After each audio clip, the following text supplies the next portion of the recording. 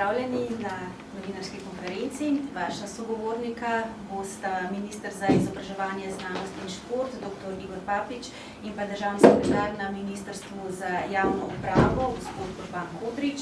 Podala bosta nekaj pojasnil v zvezi z včerajšnjimi navedbami visokošolskega sindikata, na to pa bosta na voljo tudi za vaše vprašanja.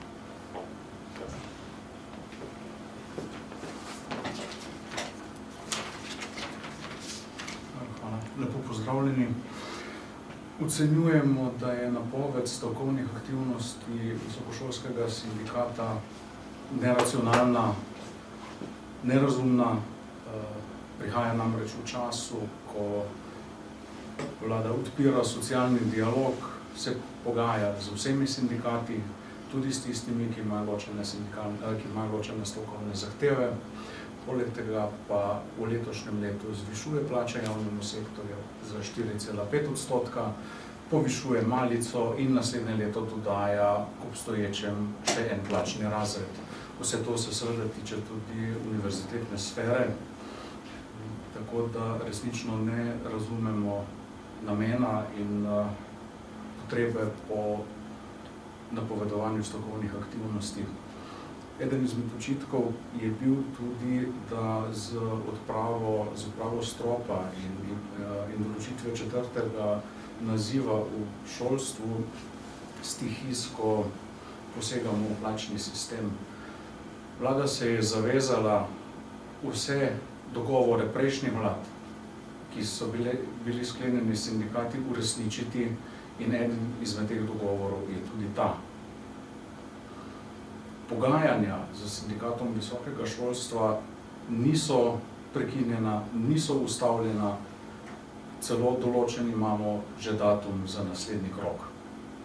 Hvala. Spoštovani, zelo kratek komentar še z moje strani, seveda za tisti del, ki se nanaša na Ministrstvo za izobraževanje, znanost in šport. Kot je bilo že rečeno, pogajanja z visokošolskim sindikatom potekajo. Zadnji sestanek smo imeli pred enim tednom, dogovorjen je termin novega sestanka. Tudi jaz sem s presenečenjem prebral to napoved glede zaostrovanja stavkovnih zahtev. Moja ocena je takšna, da se vsebinsko glede zahtev ne razhajamo. Edino dilema je, kako učinkovito te zahteve zapisati.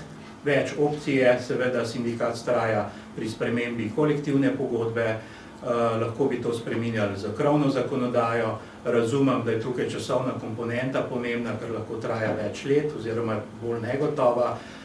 Kmalu naslednje leto bomo začeli tudi z odpiranjem nove 4-letne pogodbe za financiranje visokega šolstva, tudi to je ena izmed priložnosti. Kot rečeno, na zadnjem sestanku smo se dogovorili za nadaljevanje, mi bomo pa poiskali poti, kako tisto vsebino, s katero se načeloma strinjamo, učinkovito prenesemo kot neko pravo zavezo. Hvala. So kakšno vprašanje? Potem se zahvaljujem za ministru in državnemu sekretarju. Hvala. Hvala.